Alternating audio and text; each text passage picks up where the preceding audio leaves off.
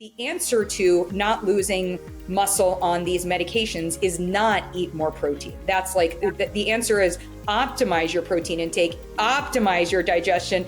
Dr. Tammy is like, say it louder for the people in the back, on this part. I mean, it's just crazy. Hi, everybody, and welcome back to Upgraded Biology, where we talk about realistic things to upgrade your biology. And today couldn't be a more perfect guest. Not only is she brilliant and a dear colleague and friend of mine, but listen to what else that she has to offer, because it's something else. She's an RD, registered dietitian, but not just a regular dietitian. She's the founder of the Better Nutrition Program, the nutrition course director for UC Irvine's Susan Samueli Integrative Health Institute Integrative and Functional Medicine Fellowship. She's faculty at the Integrative and Functional Nutrition Academy, where she teaches an integrative and functional nutrition approach to obesity and weight management. She's also the author of the upcoming book, Your Best Shot, and you can bet you we're going to be talking about that a lot right there. And a practitioner for over 25 years. She's a leading and transformative movement in personal. She's been practicing for over 25 years and is a leading in, I guess that's not written. She's been practicing for over 25 years. And she's a leader in personalized nutrition, turning better into not perfect, which I love. And she also has a system that goes with her book. You're going to learn about that. And if that wasn't enough, she's also been recognized as one of CNN's top 100 health makers, featured in InStyle magazine as Hollywood's leading dietitian, and has been selected as Weston's Global Nutrition Ambassador. Oh my gosh. I'm so excited to see you. I'm so excited to see you. Like, I feel like this has been on our calendar. Like, this is like how we have to do dates these days. Like, it's crazy with just our schedule. So thank you for making the time and for introducing me to your audience. Yeah. Well, I think that what you have to offer is perfect, because upgraded biology, even though, my medical practice is mostly perimenopause and menopausal women, your book, Your Best Shot, is really for anybody. You can be young, you can be old, you can be male, you can be female, because we all have biology. And how timely that it's really kind of, I'm understanding, like a pun and a play on words to the, oh my gosh, so crazy popular GLP-1 medications. So why don't you tell us a little bit of background, meaning like what led you to want to write a book? Because I know I wrote The Hormone Secret and it is a big job. Yes. So why did you write this?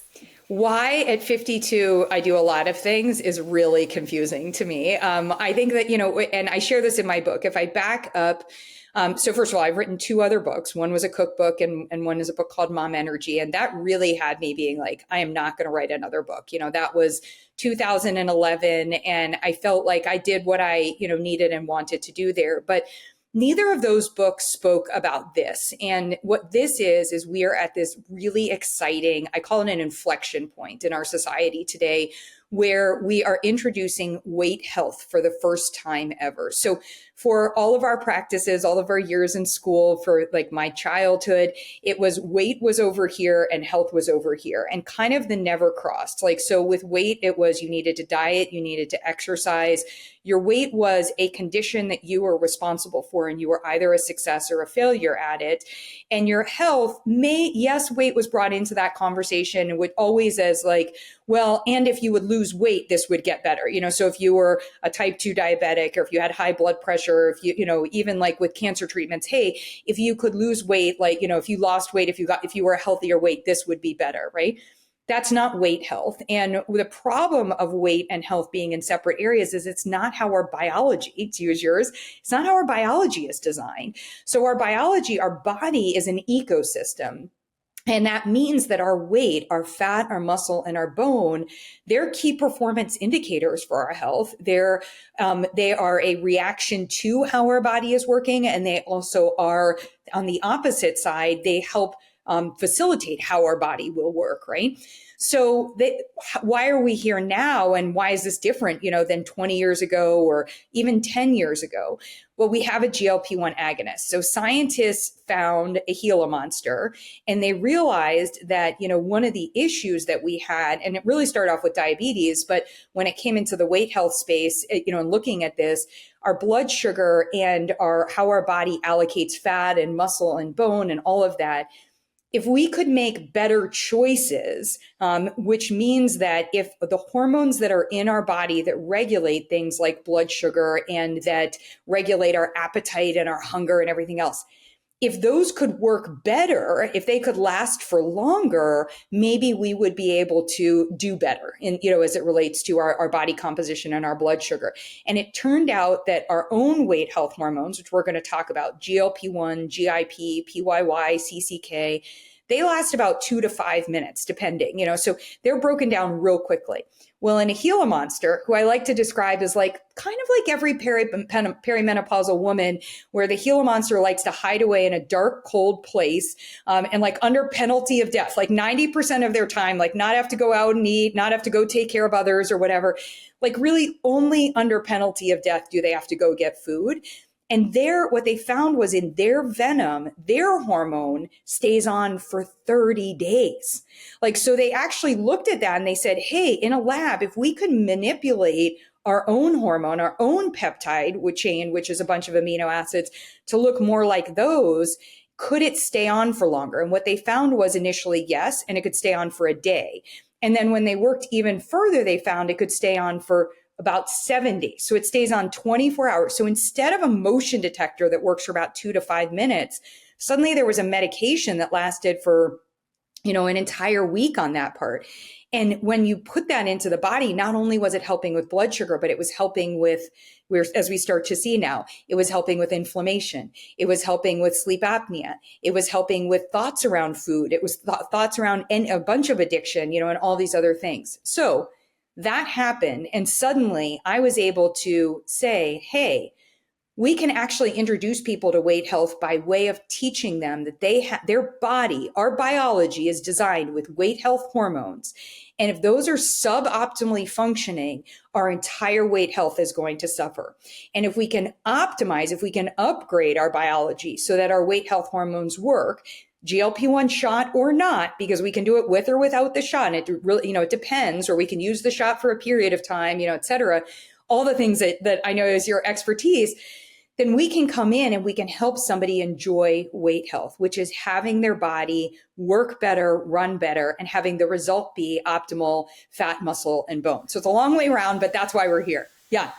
Oh my gosh, you downloaded so much. Let's unpack that a little bit. I don't know if all of our listeners understand or realize that the medication, GLP-1 medications, whether you call them semaglutide or Ozempic or Tirzepatide or whatever you call them, they're classified as GLP-1 medications, but they're not the name of the medicine. They're actually something in our own biology. They're a GLP-1 agonist. So can you break that down a little bit for our listeners so that they understand that this is a system that actually exists already in our own bodies, and that these medications are, I won't call them like bioidentical hormones. They're biosimilar. They're biosimilar. That's exactly. So unpack that for our listeners. Yeah. It's not a foreign medication that your body's like, what the heck are you? Yes, exactly. I'm so glad. This is the best place to double click on. So our body, in the lining of our digestive tract and in our digestive system, we create in L cells and in K cells, we have these peptide hormones. They are chains of amino acids. So our body is designed with them, and they regulate a lot of things. They regulate bone, fat, the type of fat, where fat is stored. They impact muscle. They impact hydration. So they will help us assess our poop and see and our body's hydration status and direct hydration.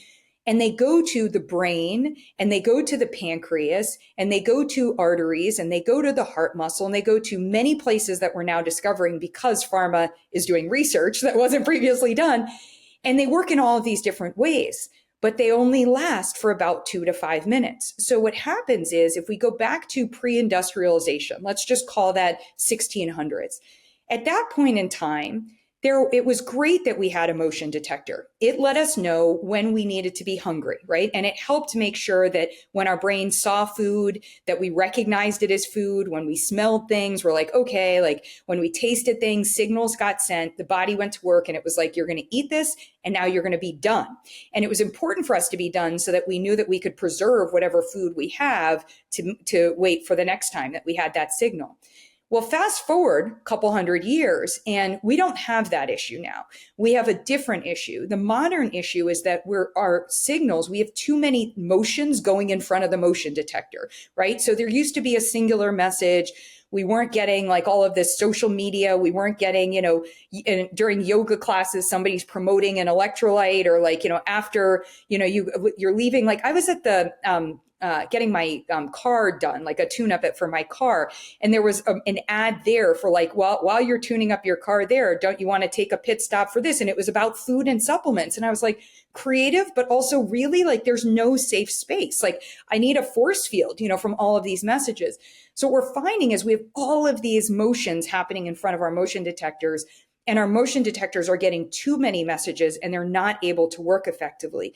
If we add on top of that these hormones in our body, that things like suboptimal digestion, or maybe not getting in the right nutrients, or maybe the way that the messages get deployed, they get sent via our vagus nerve or via our bloodstream, maybe there's issues there. Maybe those aren't working optimally. So suddenly we have challenges to how those particular hormones can work. And that's what we're going to explore.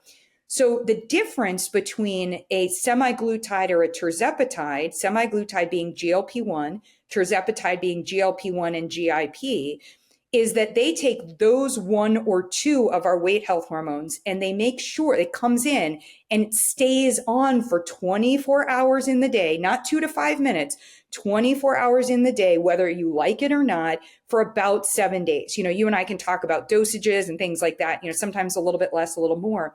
That has consequences. It has really great consequences where the body suddenly has, if we have 1,000 receptor sites and only 10 of them were getting GLP-1 before, maybe now 900 or maybe even 1,000 of them are getting satisfied with the hormone. On the flip side, it can mean that we're slowing down our digestion, right? We're delaying gastric emptying. That might exacerbate underlying digestive issues. So when we start to get into how do the medications work, I think we can explore that. But really important to understand that this innovation, this exciting medication, this solution as it's being sold is not a solution. It is a hormone replacement therapy. So when we don't make enough thyroid hormone, we give our body thyroid hormone. If we can't make insulin, or if we need some extra insulin, we give our body insulin. If we're low on testosterone, low on estrogen, low on progesterone, we give our body those. Now, those are more bioidentical. They're the same as our body. Why did we call this biosimilar? Because this one doesn't last. This one has that difference of instead of being 2 to 5 minutes, it stays on, for 24/7 on that part. But really, really important for people to understand. Yeah. That's so great. So, Gila monster. Yeah. Like, I thought you were being facetious and saying like, the shot has become this monster. Like, we have this amazing dog and he's a Labradoodle. And those dogs are bred to be like, they almost have human eyes and they're so kind and sweet and smart. But they also have food allergies and skin problems and candida. And because we've bred them that way. And so I call that breed a Frankendoodle. Yes, totally. I was thinking you were calling it a Gila monster, but you're not. You're actually referring to something real. Explain to me. What research shows about the Gila monster? Yeah, so I was unpacking. Monster. Yeah, I was unpacking it originally. First of all, I think it's insane. So a Gila monster is one of our oldest living reptiles, but also animals. So it's a prehistoric. It's like a dinosaur, right? It has been and around. Obviously, it's evolved, but it is basically pretty close to the same. It's like very, very old in terms of that.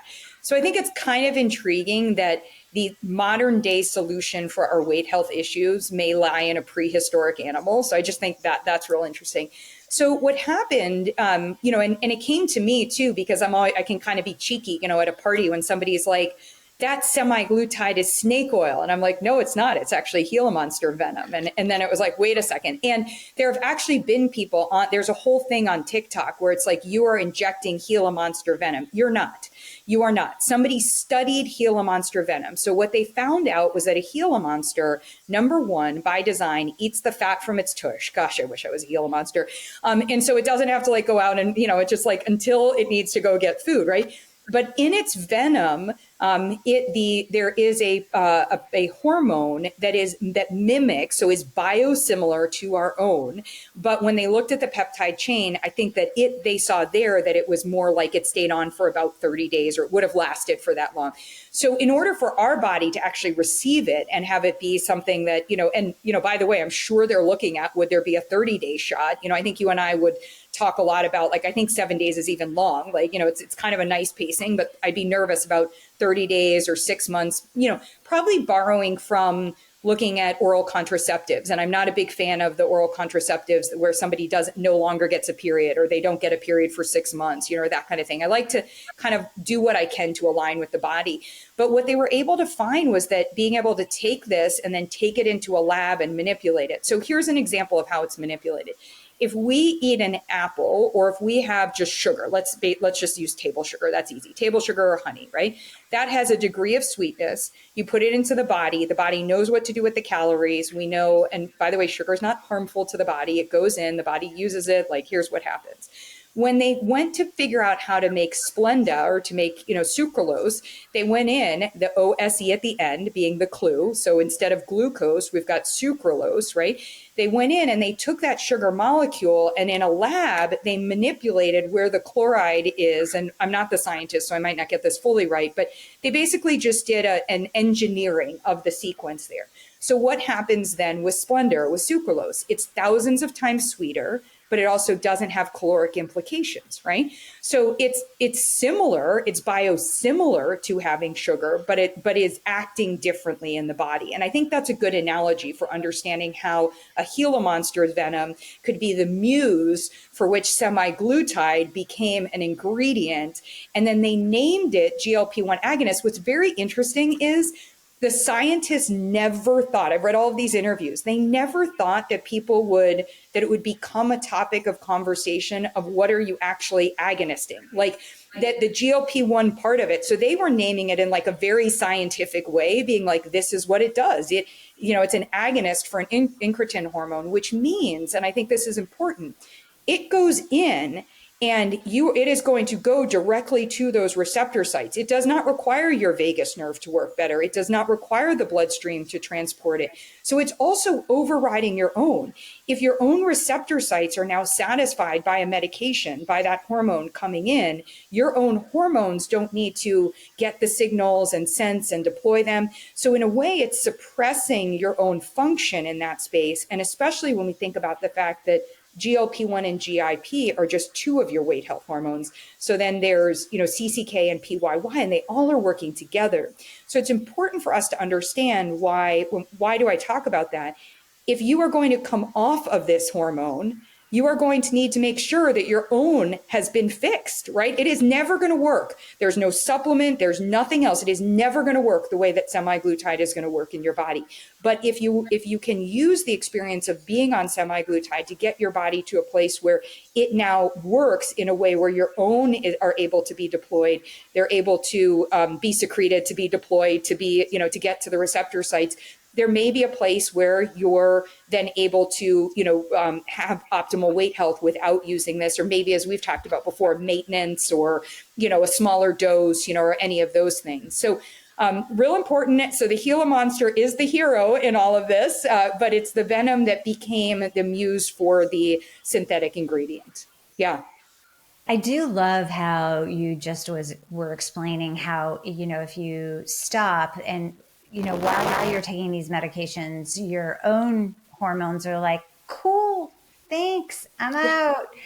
And I don't know the research. I love research, but I actually don't know the research. But I've been prescribing these medications on a selective basis, way before they became popular. And what I Yeah. did notice is that the patients that stopped abruptly Yes. were the ones that gained their weight back and were very, very hungry.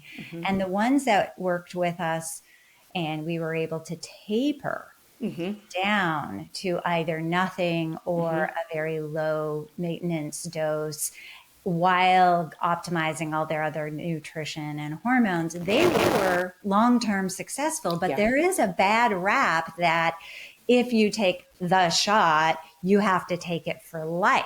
Yeah. And maybe that's the Well, let's unpack bad raps, because first of all, the amount of bias that exists in the weight health and definitely in the weight space is absurd, especially in medicine. So, there's no other place, including, by the way, from insurance companies. So right now, some of the insurance companies, I'll pick on Blue Cross because I heard that they were doing it, had been, on the East Coast had said, we're no longer going to approve semaglutide for people with obesity, but we'll still approve it for diabetes.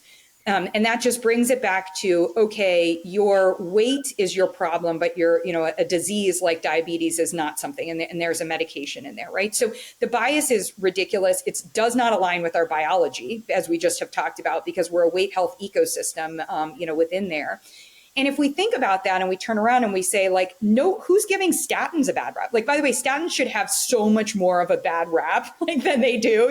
I think there are things that get picked up on, but is anyone looking at testosterone in women on statins? Like, I don't see it. Like, I'm usually the first to ask, like, have we looked at your testosterone? I know you, obviously, like, you're looking at the whole hormone thing. And like, that's, your book. And like, from there, it's like this, of course. But like, we should be looking at that because they are not biosimilar to something in our body. They are going in and they are shutting something down. And when you shut something down, other things happen, right?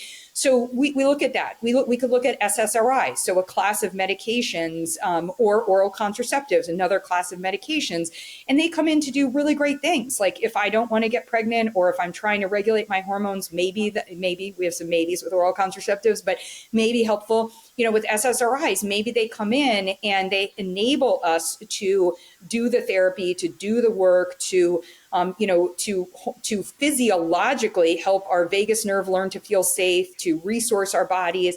Maybe we're on an SSRI for our life. Has anyone ever said publicly the problem with these medications is once you go on it, you have to stay on it, like, and blamed the depressed person? Absolutely not. But we blame the person. And I use fat because I've been called fat, and I put fat in quotes. So if anyone can't see me and you're just listening, I'm not using that because that's the way that I talk, but that's the vernacular that we hear, is those fat people are going on this shot and they're just going to have to stay on this shot. The people that say that actually don't understand the medication, and they definitely don't understand your body's physiology, because any medication, I don't care if it's a proton pump inhibitor, a statin, like any of these, if you just go on the medication and you abruptly stop it, you are going to likely have worse results. It's the same thing. What if you stop smoking overnight? You're going to be constipated, you're likely going to be grumpy, and you're going to have nicotine cravings like out the wazoo on that part. We always have to, if we're using something in the body that is replacing something that the body is supposed to do on its own, we need to nurture the body back to being able to do it on its own. So I think that's a really big one. I get up on a bit of a soapbox about that conversation because between that one and saying that like this medication causes muscle loss, and these other isms. Is that, yeah, totally. I'm like, that's the next myth that I want to talk to you about. Yeah. Yes. All right, let's go there. You're going to lose your muscle if you go on the shot. Break it down. Yeah. Just know. So first of all, you are the opposite, actually. Yeah. Right. You're going to lose muscle if you're sedentary. So I was just at a conference with our friend JJ Virgin, and she was presenting a slide. And in 10 days of being on bed rest, and then I played this out in my own life because I had surgery, and I had about 2 weeks where I was meant to be in bed, and I ended up in bed maybe like 2.5 on that part. So at the end, but before I could get back to strength training, let's call it about 5 or 6 weeks, and I lost 4.5 pounds of muscle in there. And I've never been more angry. Like I could have cared what the scale said. It was just, and especially at 50, trying to I was like, that's so precious. Like it's going to be so hard to regain it. So if you're sedentary, if you are not able to strength train, if you choose not to strength train, like there are a lot of things that can cause us to lose muscle. The other part of it is if you, in any space, if you significantly reduce your calories, and especially if you're not getting in an optimal amount of not just protein, but also carbohydrates and other nutrients, but certainly protein. And if you aren't getting in the right amino acids, your body is not going to be able to build muscle, right? So you are going to see a loss of muscle in that part.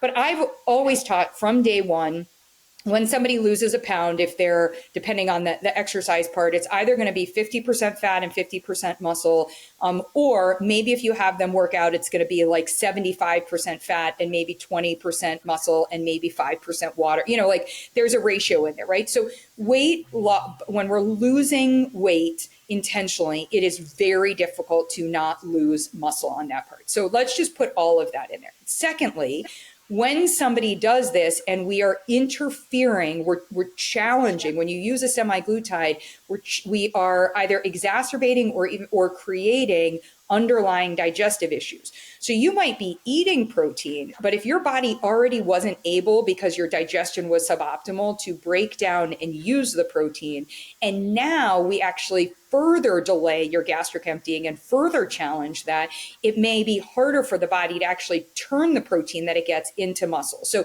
the answer to not losing muscle on these medications is not eat more protein. That's like the answer is optimize your protein intake, optimize your digestion. Dr. Tammy is like, say it louder for the people in the back, on this part. I mean, it's just crazy. Yes, there's no blue zones that eat protein like that's just like, I know we are not meant to freebase protein or aminos for that matter. I think we do need to be strategic and we do need to make sure we're getting in enough. And again, like that also, and I disrupt that in the book, one of the shit to unlearn in chapter 4 of the book is, the total protein. We don't want to look at total calories in the day, total protein in the day. Every time you pit stop for nutrition, you want to get in protein, and you don't want to get in too much at one time. Otherwise it's harder on your digestion. So we need to, all of us, what GLP-1 shot or not, we need to redo the way we are doing nutrient optimization. And that really begins foundationally with digestion and hydration, and making sure that those are working better. But those two, man, like those could be just our day jobs alone, like debunking that as it relates to semaglutide for sure. Oh my gosh, so true. I always say it's not what you eat, it's what you absorb. And, right. If you have a dam, i.e. a lack of an enzyme to break down the protein that you're eating, pushing on the dam harder with more protein is not going to fix it. That's right. A bigger piece of steak. Yeah. Like what? Yes. Yeah. Have you read or heard of the mouse study that they did showing muscle growth and muscle stimulation with the GLP-1 medication? So it's actually proven that it's not the GLP-1's fault at all. It's that all weight loss, all caloric restriction, if you're not moving, if you're not getting the nutrients absorbed, is going to be the cause. I never hear people talking about muscle loss with long-term fasting, but I know. Oh my gosh. Or even why do you like Prolon? I don't even when we're working on muscle gain, I don't even let people do Prolon unless I manage their expectations. You may lose a chunk of weight during this 5-day fasting, and we're doing this to stimulate autophagy, and there's all of these benefits. Under unfasting mimicking, but the weight that you lose, you're going to lose muscle, and so we have to be prepared for that. Otherwise, you're going to look at that. But I want to back up to something that you said. This may not, I am evidence-based, but a lot of the evidence that I use in my practice is based on my patients' evidence and not necessarily on the research, because I don't think that my patients exist in the research. And I definitely know that I don't treat mice. So one of the issues that I have is that I just struggle with, in weight health, I find mouse studies directionally informative, but not actionable in that part. And I would say that on both sides of the coin. And here's why. I love that something like that can give us an insight into the actual mechanism and how that works. But remember, we just talked about the deployment of these hormones is via the vagus nerve and the bloodstream. Let's just focus on the vagus nerve. Our vagus nerve is between our brain and our gut. And when these hormones are secreted, they're like next door to the vagus nerve and they travel, many of them, that's how they get up to the brain and travel that way. But also going down to the gut, that's how we send signals about that we're about to be in receipt of nutrients. And that's what stimulates these to go into action. So that means you have to be excited about the smell, the taste, the potential deliciousness, the memory of the food, like all of these different things that could be happening, right? And that's not happening in a mouse. Like their vagus, like their whole system for weight health does not have, it does not have the emotional, as far as we know, doesn't have the emotional cognitive relationship to weight health the way that we do. And they also aren't outside trying to decide, do I put protein in my coffee at Starbucks or not, right?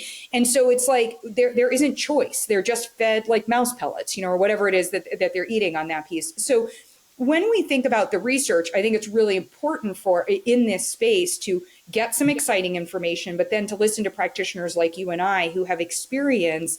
And in my book, one of the things I do right up front with patient stories, and your audience can get these even without getting the book. If you want to get the excerpt, we can share, but you can read a couple of these stories and realize we have been doing weight health optimization without the shot for decades, at this point, at least I have professionally.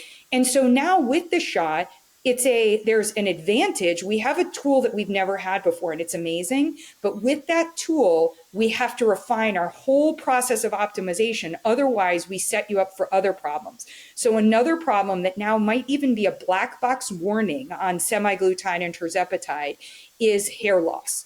So hair loss, why does hair loss happen? When we lose, I've seen hair loss, it was a black box warning of bariatric surgery. When you lose weight really quickly, right? That is, and by the way, also, if coming into a weight loss procedure like that, you also weren't nutrient optimized and your digestive system wasn't working better, you're setting up the likelihood for, to be nutrient suboptimal very, quickly. So when that happens and we lose weight that quickly, that we're already seeing that, right? We're seeing that hair loss, and then it's a 3-month corrective time period. So I've got to work with you on your nutrition for that time period. So that's what I used to do.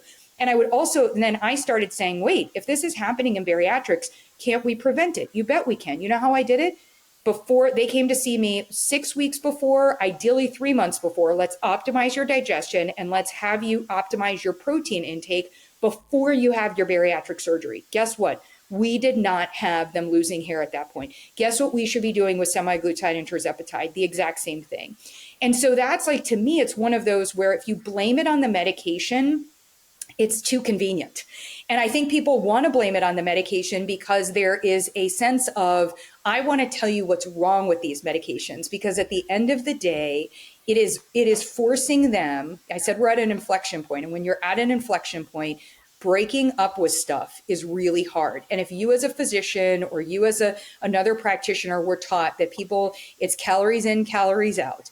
If you were taught that, using a medication to do something is a crutch, if you believe that anyone should be able to optimize their weight health without needing one of these, if you think their food noise is an issue of willpower, or that their inability for appetite. I mean, I was that kid who was told diet after diet. I was told there was nothing wrong with my health. Ashley, you just eat too much. So you need to stop eating when you're full. And I was like, cool.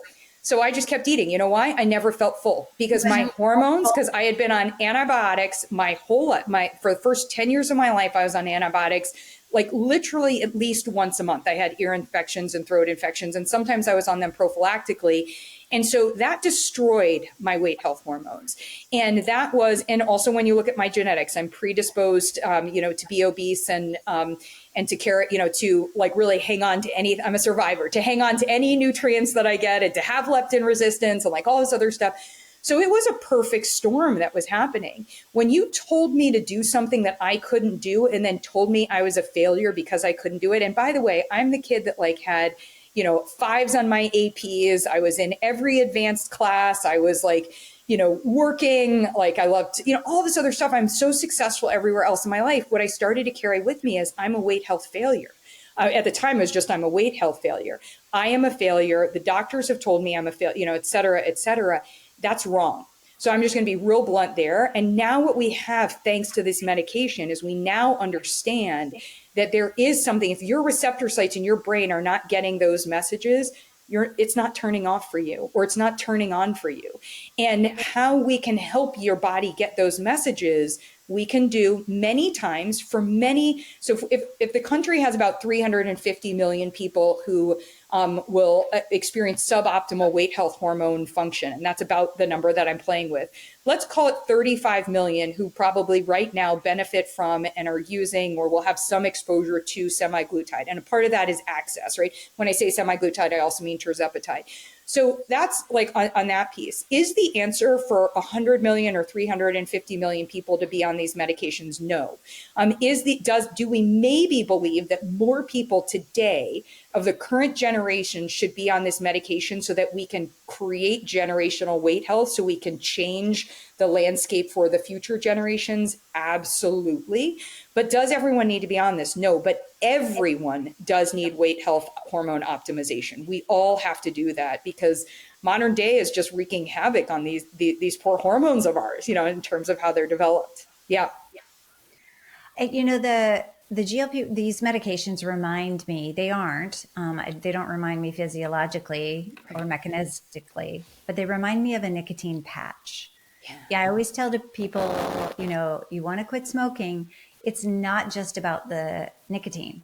You've got the psychological habits, you've got every time I drive home, I have a cigarette in the car, or when I go out to the bar or whatever. It's multifactorial, but when you have a nicotine patch on, at least your receptors aren't screaming anymore for the nicotine, and you can work on the other parts of your addiction or your relationship with smoking and habits. This literally takes that food craving, noise, shouting, directive out of your, like, right on your shoulder to like way back in the trailer. Yeah. And that allows, or I hope people are taking advantage of this opportunity to use that opportunity to optimize their nutrition and their habits and their health and their exercise, because they don't have to focus on the food all the time. But having that food noise and appetite and craving isn't the only quote unquote side effect. Tell us a little bit about the other quote unquote beneficial side effects that we've been seeing all over, like every couple, 3 months, there's another, like, oh, this is going to get FDA approved for liver. Fatty liver. Oh, it's going to be FDA approved for cholesterol. Oh, it's going to be tell us more about the less talked about side effects of the shot. Okay, only if you let me talk first about the one that is the original most talked about, or should have been the most talked about, because I actually think we've buried the lead in there. And again, it keeps us from understanding the whole weight health ecosystem. So our blood sugar. So these hormones are a singular job of them, or one of their primary jobs, is to tell insulin and glucagon how to go to work, is to regulate those hormones for our blood sugar, right? How many people are battling a hemoglobin A1C, which is not a better measure? We should be looking at using a continuous glucose monitor. We can look at things like fasting insulin, et cetera. But if we have A1C, we can at least look at that. And they're saying, gosh, I feel like I'm eating right, but my blood sugar is just not, reflecting that. Right. And that's because if you have suboptimal weight health hormones, the messaging isn't getting to the insulin and the glucagon for those to work as effectively, as timely, as efficiently as they're supposed to. So why does that matter? Because what does optimal blood sugar look like in our body? Well, optimal blood sugar we know is related to cognitive function, and certainly to cognitive decline and diseases of cognitive decline, right? So when we look at Alzheimer's and we look at, just dementia, and, look at brain fog, and we look at being hangry, when our blood sugar drops and we're not a nice person, when when we have highs or lows, in terms of that, or we don't feel ourselves, et cetera, on that piece. We're even seeing, and these are in very close relationships, specific use of the medication, but where in adults with type 1 diabetics, where their pancreas is not making insulin, that the addition of semaglutide is aiding and is allowing for less insulin to have to be provided exogenously, so externally, so lowering, that side effect. As somebody who has a 5-year-old, my nephew is type 1 diabetic. In his lifetime, a version of semaglutide, tirzepatide, may actually be what helps him to have a different trajectory vis-a-vis his type 1 diabetes. Why? Because it's also an autoimmune disease. So we want to look at and make sure that we're able to, and all of this is happening because these are hormones that are made in the lining of our digestive tract. So some of the things that are less talked about is you and I were on a panel, and I actually misspoke for a second. I was so up in my hey, these don't fix everything. And a couple of, the panelists were like, well, they are helping in the lining of the digestive tract. And I'm like, you're right. I misspoke on that part. So we're seeing inflammation and we're seeing healing happen through the lining of the digestive tract. Now, that's not going to happen alone from the medications, but perhaps, and this is just where I offer the perhaps a little bit of a time out of having the receptor sites get what they need and having the gut not have to do that work is actually allowing for a really stressed out gut to actually take a couple of things off of its to-do list. And that's part of the healing. So I'm curious, on that part. You mentioned fatty liver.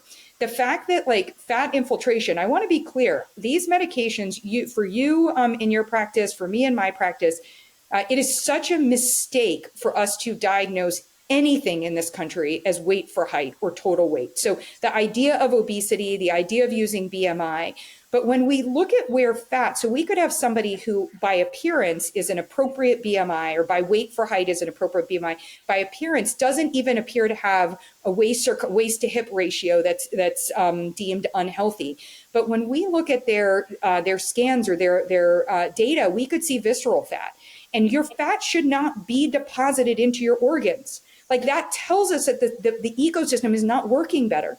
So when you're able to use, when we see with a medication, we see an erosion of that fat deposition, we see that improving, probably because of dietary choices, probably, because of overall fat loss, but something else mechanistically is happening, then that is going to be super important. Now, I'll throw the thing we have to caution on top of the thing that's a win there. When you are shrinking fat cells store toxins in the body. So if we haven't optimized, if our liver's not working better, if we're shrinking fat cells and we're liberating toxins and our body can't break them down and convert them and have them be eliminated via our detoxification system, of which the liver is a significant portion, then we have a problem on that part. And the same thing goes for if we come in and we just decide to HRT and semaglutide our way to perimenopausal health. That's not the way that we do this. We don't just add hormones in, because we have to make sure that the body is able to manage the consequences of upregulating, that amount of hormone. But that's really exciting. On the heart side, it's really interesting. In the arterial wall, it looks like with the endothelial glycocalyx, big words, sometimes I just feel smart saying them. But, when we look at that, the lining there, just like the lining of our digestive tract, we're learning is metabolically active, that it is soft plaque before it becomes hard plaque, that we're seeing, how blood flow, all of this stuff. So is it helping with blood pressure? Is it helping us with plaque formation? Is it helping us with inflammation? Is it helping the heart muscle, where there are receptor sites on the heart muscle function?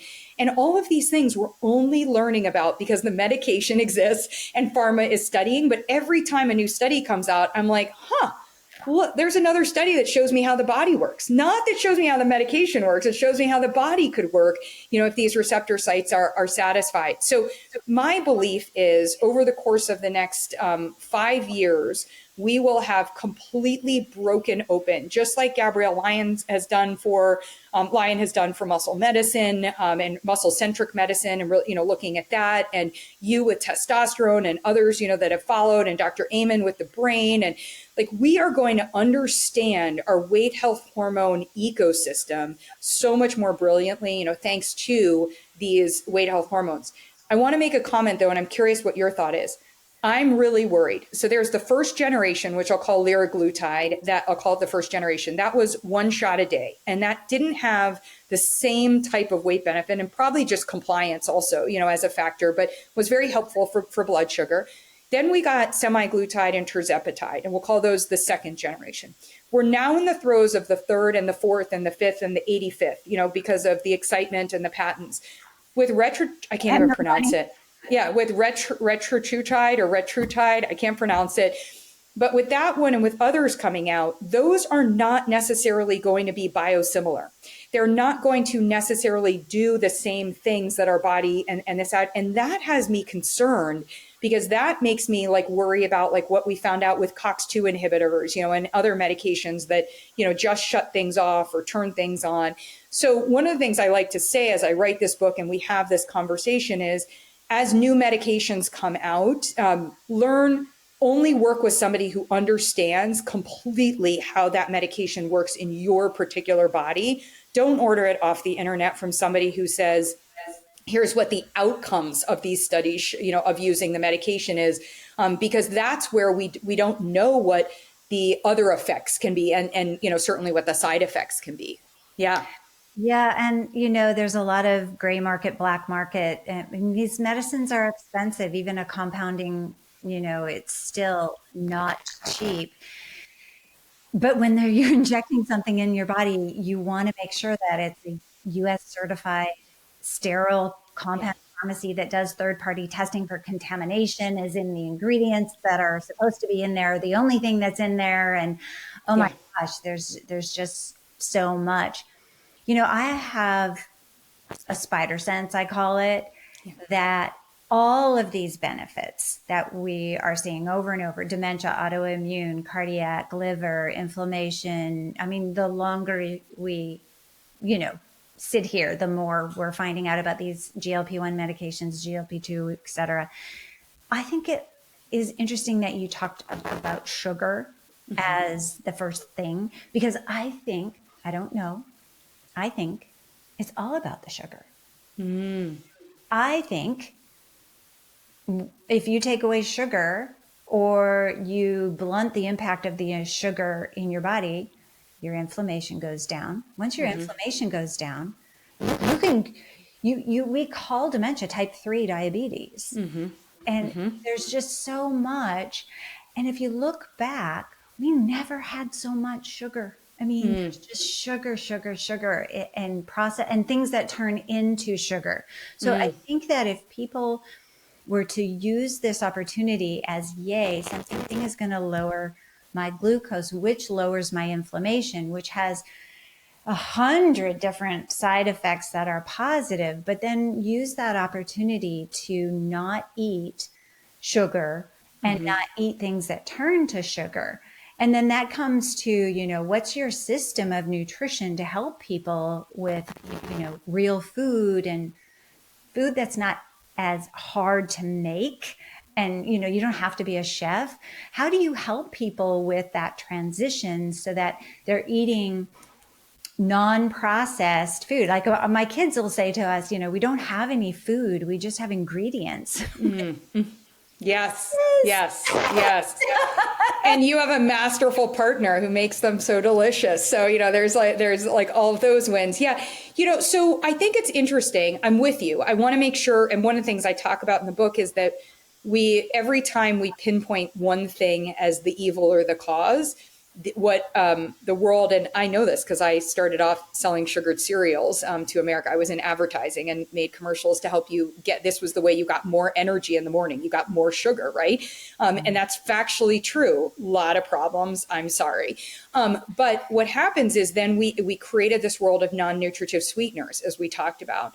So I'd still come back to say, I would rather somebody ate an apple or had a teaspoon of honey than I would have them where we are right now with supplements that their protein powder, their collagen, their electrolytes, and then the beverage that they like to drink are all made with non-nutritive sweeteners. So I think we got the caveat to what you're saying is, and I know you believe this, so I think is that you're talking about ingredients, but also getting rid of the chemistry lab projects, whether they're color healthy, they're still processed foods. And They're not. they're also changing, they're shifting your taste buds, they're shifting your microbiome. So I think it's interesting. And I think when we talk about also things that convert to sugar, we want to, like, we do have these needs for getting in nutrients, right? So I need to get in magnesium, I need to get in B vitamins, I want to get, and so I'm not ready to throw them all out. But what I do think is so, and this is where I think you're going with it, and I agree with you, is what we do, and this is why there's a nutrition, I'm a dietitian, that's why I wrote this book. I feel like I'm the only one that could write this book,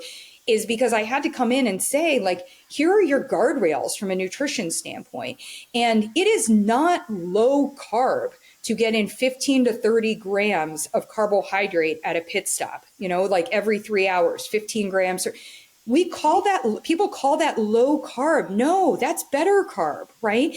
And it is also not better for you to get in 60 grams of protein with a heck of amount of fat and be on zero carbohydrate. Now, it might be something you use for a period of time, or it might be something that you do use. Hopefully it's a little less than that on protein. We might use something where we're very low carbohydrate. But then we have got to use supplements to resource your body then with all those other nutrients. And that's less desirable long term, right? We want to solve the problem and then figure out how to give your body what it needs, to run better. But in the book, one of the things that I do with nutrition is I illustrate what are the 4 pillars of better nutrition. So quality is going to be important. Your body has to recognize it. We're asking our bodies a lot of days to fry an egg on a paper plate over a gas stove. Like, it's not better, right? You come in and you're like, this doesn't even, it's a circle. So the body's like, oh, I can use that. But, you're going to light on fire. And that's why, we have inflammation. Use a cast iron pan, fry it in there. And we come over and we give the body these things that it doesn't recognize. The second thing is your timing does matter. So pit stopping regularly throughout the day, and also not going too long without eating, or giving the body calories, but also not giving the body a ton of calories in the back end of the day. That's going to hamper its ability, to do its recovery, to do work. So timing is the second pillar. And then we talk about balance, the balance of carbohydrate, proteins, and fats, the balance of magnesium and calcium, the balance of omega-3s and omega-6s, and not throwing one out and saying, like, seed oils will kill you, kind of thing. And then the final one is looking at quantity. And one of the pieces that I think, like, even beyond sugar, one of the brilliant moves of this medication is that it actually teaches us, to the point of my 7-year-old self, it actually teaches us that the body wants to tell you when it has enough resources. And we have done so many things to challenge that body. When we put sugar and fat together, it overrides in our brain the satiety mechanism, right? So we do that intentionally in things like ice cream. So we don't feel full. That's why you can eat a pint of ice cream. You're real full later most of the time, or maybe with a quart of ice cream for me, but you'll feel full later, right? It'll catch up to you.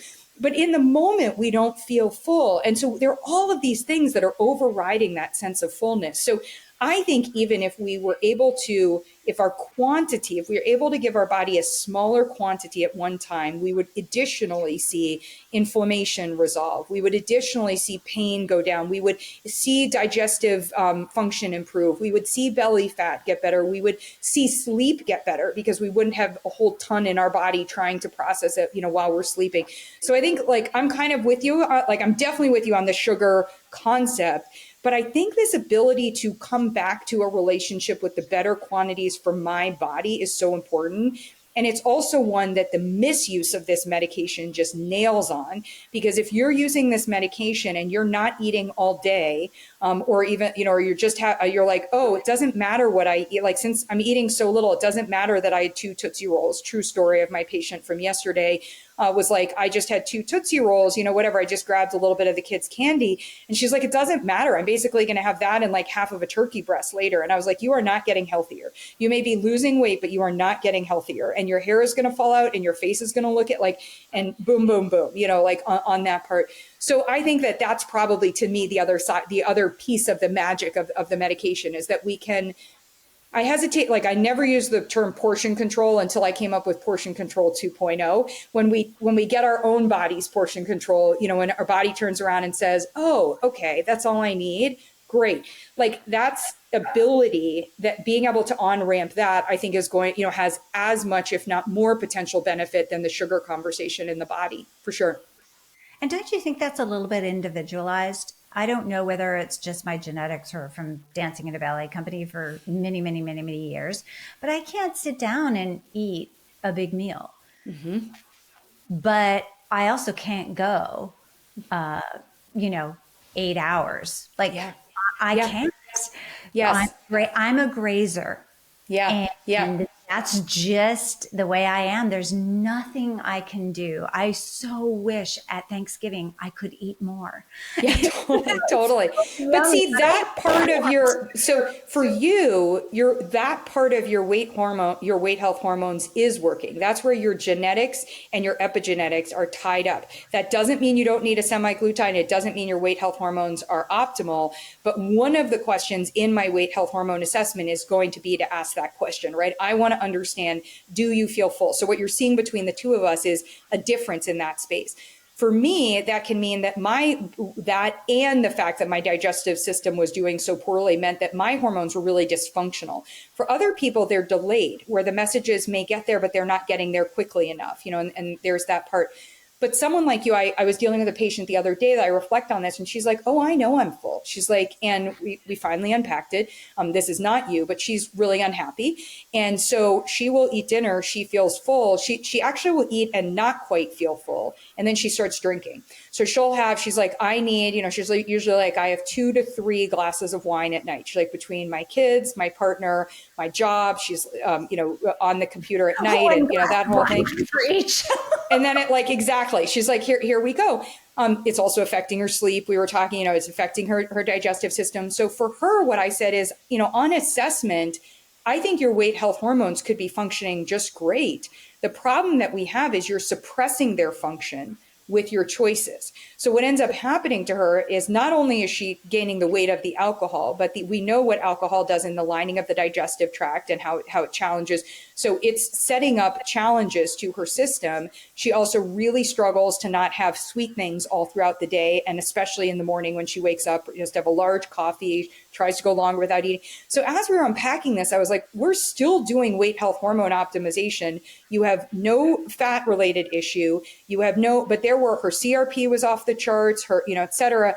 And we turned around and we decided to use, in collaboration with her physician, we decided to use semaglutide. Her blood sugar was off. So we were, working on that part. And what's been really interesting for her is that she doesn't want any alcohol. So it's helping her without, now that is, she doesn't want any alcohol, and that might sound like a really good thing. When you take away somebody's crutch and what makes them feel better. So if you have your ankle in a cast and they send you home and they give you crutches to walk around, and somebody go to leave the house and somebody forgot your crutches, it is real hard to go up and get your mail, right? You're like, have to hop, you have to lean on things, you might fall, it's dangerous. So for her, one of the things that we had to work on from the beginning is, what are you now going to do? You are not going to like your kid any better. You're not going to like your partner any better. And you're not going to like your work any better. And those were the 3 glasses of wine that you were having. And now you're not going to want the wine, and you're not going to want to eat. So what are you going to do? So we did a really bad day, end it, go to bed. So she's going to bed earlier. We got her in the habit of doing Epsom salt baths because she really loves her bath, and she watches a little Netflix in there, and she has some me time. And that took some conversation with her partner and her child to be like, I'm going to do this piece. And we changed a little bit. We made dinner a little bit more delicious. Honestly, dinner was it was more of a health food rather. And so she wasn't satisfied from it. And I was like, look, I want you to have something that you're enjoying and, et cetera on this part. And we shifted that, and we also shifted her morning choices. But we have to be very careful also with the medications, because for a lot of us, our food and our alcohol and our choices are the ones that are our coping mechanisms. And if we pull them away and we don't do the work underneath to find, and we don't send you home, it's just like if I have that smoker, I send them home without a patch, and I don't send them home with magnesium in case they stop pooping, they're going to have a miserable experience, and they're going to be more likely to either not do well and resume smoking, or to, have another issue, arise. So I love that you brought that up, because I think between the two of us, we're having such a real conversation for why weight health hormone optimization and weight health optimization is for everyone. It is not for the person who is who society says is you are an obese person or you are an overfat person over here, and you need, this medication is just for you. So I think we have a long, long way to go, in terms of the opportunities for how to use the medication more successfully. That usually requires you and us, which is often, unfortunately, the way we're designed as a society with healthcare right now, something else that's going to be out of pocket. And that's where I think we also have a problem. If somebody is, they think like, it's interesting. They're willing to pay the $400 or the $1,200 for the medication, but they don't want to pay for the $200 for the nutrition session or the $500 for the, the follow-up with the doctor, or the, whatever the costs, on that part. And I don't let my patients get started, because I refer them over to you. I don't let them get started until we've had that budget conversation, because I want to make sure we're setting them up for long-term success, on that part. Yeah. Yeah. Yeah. I have one question that I'm curious about on the shot with what your recommendation is this medication, as we've discussed, slows the digestion system. Mm-hmm. And so what I'm finding is that my patients are going from bad to worse with regard to fiber intake. Mm-hmm. Mm-hmm.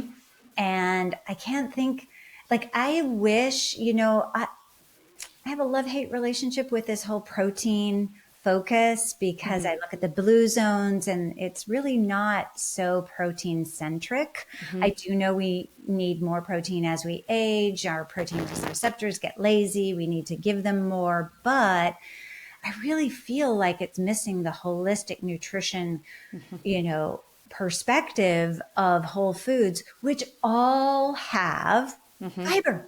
Yeah. We're not eating the fiber because it makes us full. It stays around. It's causing reflux when people, and I'm not talking about drinking Metamucil or, purchased fiber. I'm talking about fiber-rich foods. We're not eating beans, legumes on these shots. Mm-hmm. Mm-hmm. I think there's going to be a problem down the line, colon cancer and all kinds of things. What about the microbiome? Your bugs need that fiber. They do. They really do. And that's where fiber supplementation and fiber together, like fiber in your food, I gamify it, so I'm just going to meet somebody where they are. And if I can't increase it from a food standpoint, but I think there's something, so let's unpack it in two different ways. Number one, we need to know what your digestive system is like, ideally before you go on the medication, and then we optimize for that while you're on the medication. If not, and I'm meeting you and you're already on the medication, then we're going to be optimizing. We want to look at things like as you have dose changes or as you're getting in your cycle, so one of the things that the medication is doing is helping young girls like get their cycle again, where they'd lost their cycle. And young this days, 20, somebody who's 18, 19, 20 who stopped getting their period. And it's like, okay, let's get that, started, or even, somebody in their 30s. So when we look at that, we want to recognize that there are times where the body is going to be more contracted, where stress and delay of gastric emptying and other things like that, it's going to be more contracted. In that time period, the answer there is not fiber. The answer there from a motility standpoint is motility. So magnesium, hydration is going to be key there. Movement. How are we moving our body? So I have everyone, regardless of medication or not, get up in the morning. I want you to do midsection movement. I want you to, if you're meditating and you're doing your breathing properly and you're expanding your belly, guess what? You're giving a little bit of a massage, to your midsection. But do I roll around on a basketball and massage my belly? Absolutely, especially if I've flown, or, what am I doing on that part, or deep knee beds, or, any of that stuff. So we have to make sure that motility is working. And that once we have motility working, then what we also want to do is we want to move away from, people hear 25 or 30 grams of fiber, and they think that's the amount that they should have at one sitting. So I have people that are putting flax seeds on top of it. And like, here's my, 2 containers of Raisin Bran Crunch. And I added this other stuff on top and, all this other, and I'm like, hold the phone. Like, maybe 5 to 7 grams at each of your pit stops, because it helps with your blood sugar. It helps if you, like that kind of thing. So, we can look at that. And then there's a variety of fibers. So maybe soluble fiber as opposed to insoluble fiber, like having a kiwi, or, coming in and saying like, oh, I'm going to, introduce this in this particular way. And yes, when you put things into a blender and make them into liquid nutrition, you lose some of the fiber, but it cuts it up, but it doesn't remove the fiber unless you're juicing something and getting rid of that and not consuming it. So maybe those first couple of days that you're on the shot, you get your fiber in a different way. Maybe you get it in liquid nutrition. Maybe you do cook your vegetables a little bit more, and that might break down some of the fiber. And or maybe those 2 days aren't the days that you have beans. But you know what? 2 of 7, if you suddenly come over and then on day 3 you increase it a little bit, day 4 you increase it, and you're doing your motility work, you're going to be able to optimize your nutrition overall. I don't want 5 out of 7 days for you to not get in any fiber. And for some people, the better opportunity, and that's where it's really important to know your supplement situation. You don't want to take a fiber supplement when you're taking your other supplements, because it'll impair a lot of the absorption of different minerals, as an example. And so we want to make sure, if we're building in a fiber supplement, maybe that fiber supplement is good for you, but then let me use it strategically, because what I don't want to do in somebody who already maybe doesn't feel hungry in the middle of the day is have them use a fiber supplement at that point and feel like not hungry at all and not eat and not nourish their body, and then try to get 100 grams of protein in at night. That's not going to be better. So one of the things about personalizing your nutrition is figuring out, what am I doing and when am I doing it, for that piece. I think the final point that you're making, though, is, do we use this as a way to come into better choices, right, on that part? And, you can make pizza crust from cauliflower and cheese. You can also make soka, which is chickpea flour with water and olive oil, and suddenly you have more fiber and you have more, so there are all these things that we can do in this space that can meet people and give recommendations. And that's where my health coaches, and it's why I added health coaches for anyone who gets the book. The health coach comes with it. I wanted that so that these choices, that we could have these conversations around the choices. I will tell you personally, I don't know that my digestion is ever going to be good enough where I can have a lot of beans regularly, but I can have small amounts of beans more often, right? So that's a good conversation. I love ground flax seeds. They're also great for my hormones. They're also great, and I love hemp seeds, and hemp seeds are the wild salmon of the plant kingdom. They have fiber in them. They have omega-3s, omega-6s. They have the glamour fatty acid for hair, skin, and nails. They're a great source of protein. So why not play with a variety of these and not feel like I have to, just turn to a fiber gummy, which is what's being recommended, or now it's make sure your protein powder has fiber in it. And when you get in protein and fiber together, that might be a lot for your digestive system, especially for someone who's on the shot. So for GLP-1 shot or not, we really have to personalize this. We want to personalize it seasonally, and also the season of your life, and really understand, how we lean into helping you with those better choices. Yeah. You have shared just so much, so much. Thank you so much. So you have a book coming out, and it will be able to be pre-ordered. You do not have to wait until January 6th, 2026. But that is the date that you're going to get it shipped to you. But it's going to be everywhere that you can buy a book, right? You can go onto Amazon and pre-order, which I highly recommend. Thank you. Because that really helps get the word out. And remember, folks, health can be contagious. So this is one way that you can actually spread a good thing by sharing this amazing knowledge. Thank you so much, Ashley, for sharing all that And then I'm so excited for your book. It's going to help so many people. Thank you. And shot.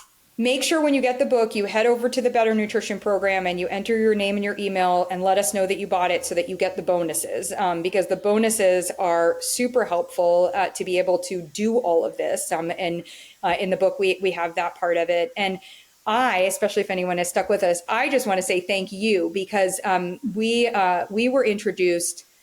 How did we even meet? Do you remember how we met? Okay, I'm not going to remember how we first met. We were introduced, and then I was moving out west, and then I was like, oh, by the way, we're going to be friends. I'm going to come see you in person. So I came up. I had friends with me, and we all stopped by, et cetera.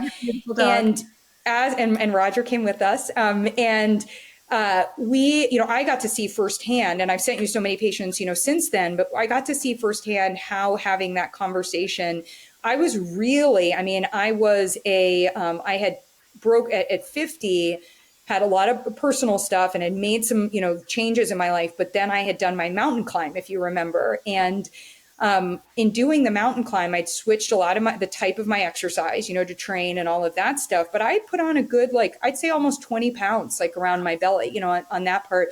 And so much of it was, and as somebody who's battled her belly her whole life, that's, I was like, I can't be that person again. And I think that, and professionally, I think also to be able to come and sit down and talk to someone and just be like, all right, here, I'm not happy. And what I realized too is I'm a really I'm genuinely a pretty happy person. So I was also what's going on with my hormones? One of my favorite things about our conversation is you helped me pace this, and you were like, let's do this in stages, right? And it was just let's see what your body can do. And having this conversation as I was selling this book and writing this book has been in my head about, it's not that my story could sound very complete. And I was this, kid that battled her weight and then ultimately realized there were health issues, fixed her digestion, was able to fix her weight health, and went on to help Hollywood and millions of other people, or thousands of other people, get weight healthy. But it's something I battled always. And then when perimenopause reared, I think that was so difficult. And for you to tackle it we didn't necessarily talk about it in the weight, health hormone, and sex hormone space, but really to look at the body as a whole ecosystem and really look at, it was the first time in my life I had labs that were I was like, these are bonkers. I never have bad, any of the, I was my inflammation, and everything else. So you're just a gift. I think that, for yes, obviously through the podcast, but for people who are looking to be able to do this in a whole person way, and being able to come in and be vulnerable and be all right, I don't know where I'm how to move forward, and to do it in that way. And we don't have a lot of medical practitioners like that. I know that because as a dietitian, I partner with a lot of the ones that aren't like that, and so it's it's just really amazing, to come in on that part. And I think, if we think about that, that was probably a year and a half, about a year and a half ago. And just really helped me get on a trajectory of being okay, now let me go find, what are the different resources, that I need. And I liked it so much. I stayed on the West Coast so I could be really near you, I didn't come to Seattle, but I was I come to Portland. So anyway, just, on the personal side, I just want to obviously acknowledge you, but also recognize that the power of a partnership for all of us, it is not, as a healthcare practitioner, I'm not sitting here being and then I do this and I do this and I do this.